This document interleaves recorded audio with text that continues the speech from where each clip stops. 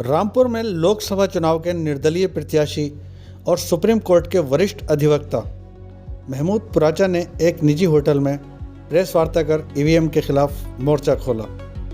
आपको बता दें कि महमूद पुराचा सुप्रीम कोर्ट के वकील होने के साथ साथ एक समाजसेवी भी हैं, जो हमेशा मजलूम, कमज़ोर और गरीब लोगों के साथ खड़े रहते हैं और फर्जी मुकदमों में फंसे हुए बेगुनाह लोगों के मुकदमे बिना फीस के लड़ते हैं।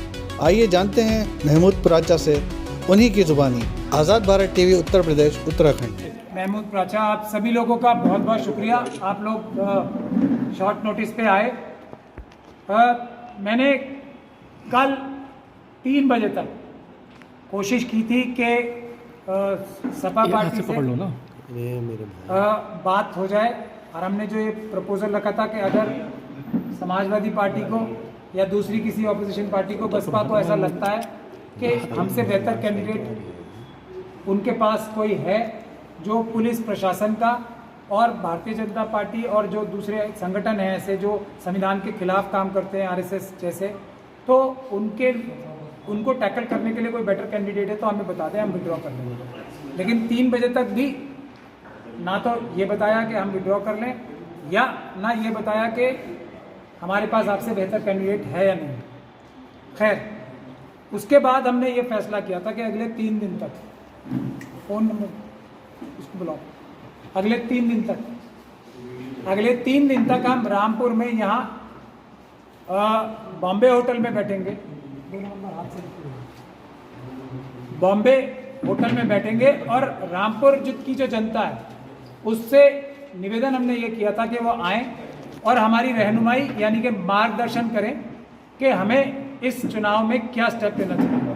क्या एक वकील, सुप्रीम कोर्ट का वकील, जो इस बात के लिए जाना जाता है कि वो पुलिस और प्रशासन को कानून और संविधान के हिसाब से चलने के लिए मजबूर करता है, उनको संवैधानिक और कानूनी दायरे में, चाहे वो मुल्क का कोई भी हिस्सा हो, उनको मजबूर करता है संविधान का पालन करने के लिए, या कोई किसी एक मस्जिद के इमाम साहब बेहतर कैंडिडेट रहेंगे इस सिचुएशन को रामपुर की भी और पूरे उत्तर प्रदेश की हैंडल करने के लिए, टैकल करने के लिए। ये फैसला हम रामपुर की जनता पे छोड़ना चाहते हैं, और हम यह चाहते हैं कि अभी आज पहला दिन है, अगले 3 दिन तक मैं यहीं आपका इंतज़ार करूंगा। आप लोग मुझसे यहाँ पे आएँ, बताएं, जैसे ही जो कुछ रामपुर की जनता और यहाँ के मौजूद लोग, शहर के भी, गांव के भी, हर एक जो 5 कॉन्स्टिट्यूंसीज हैं वहाँ के आके मेरी रहनुमाई करें।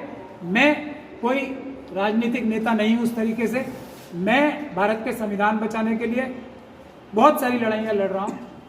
उसमें सीए एनआरसी की जंग जद्दोजहद हो, चाहे आसाम से लेके पूरे मुल्क में।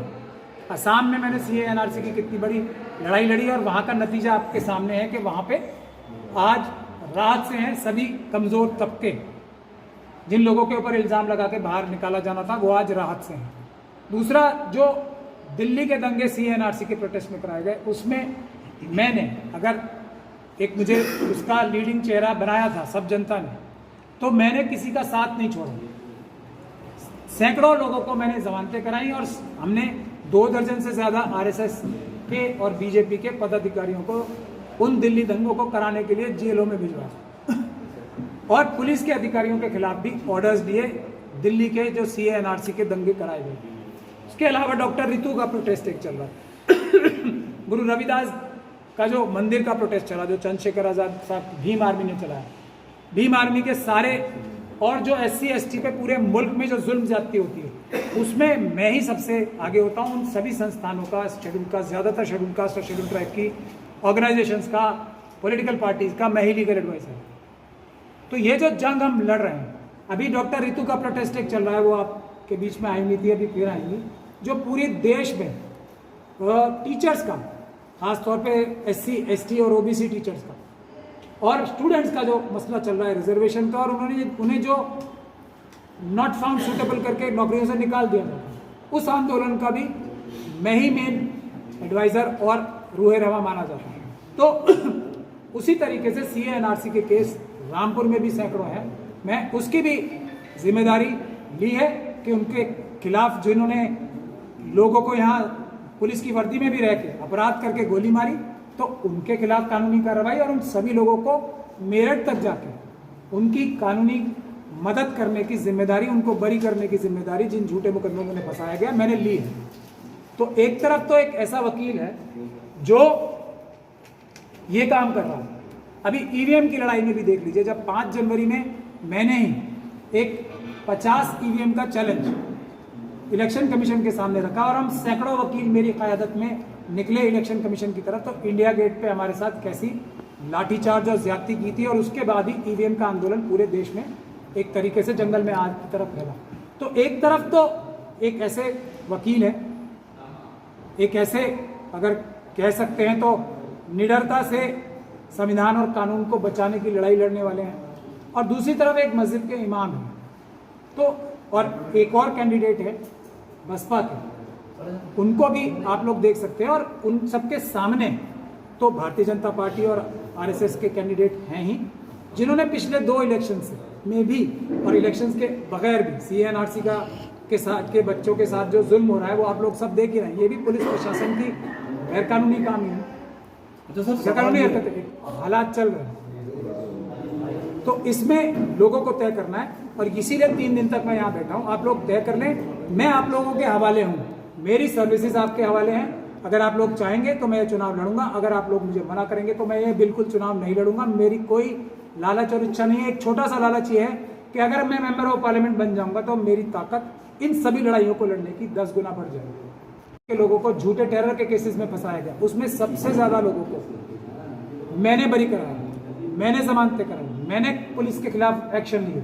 इसीलिए मेरे ऑफिस पे भी रेड्स हुई, मुझे मारने की भी कोशिश हुई, इंटरनेशनल गैंगस्टर्स तक को वो किया गया हैंगेज मुझे मारने के लिए। तो एक तरफ मैं हूँ आपका खादिम और एक तरफ एक मस्जिद के इमाम है, तो फैसला आप करें, मैं आप लोगों के हवाले हूँ। मैं अब भी गारंटी से के साथ कहता हूँ, मुझे कोई लालच नहीं है, मैं आप लोगों के सामने हाजिर हूँ।